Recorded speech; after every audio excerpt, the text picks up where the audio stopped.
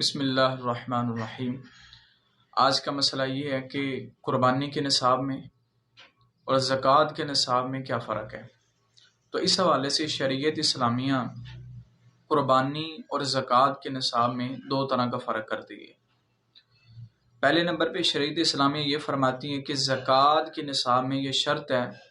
کہ اس کا مال نامی ہونا، بھرنے والا مال ہونا، سونا چاندی ہونا، مال تجارت ہونا یا سکہ رائج الوقت ہونا،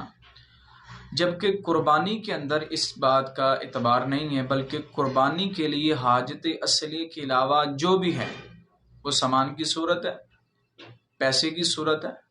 پرائز بانڈ کی صورت ہے، کوئی بھی صورت اور حاجت اصلیہ کے علاوہ اگر وہ 52.5 تولے چاندی تک پہنچ جاتی ہے وہ رقم، اس پہ قربانی واجب ہے، جبکہ زکوٰۃ کے لیے مال نامی بھرنے والا مال ہونا شرط ہے۔ دوسرے نمبر پہ جو شریعت اسلامیہ ان دونوں نصابوں میں فرق کرتی ہے وہ یہ کرتی ہے کہ زکوٰۃ کے نصاب میں سال کا گزرنا یہ شرط ہے،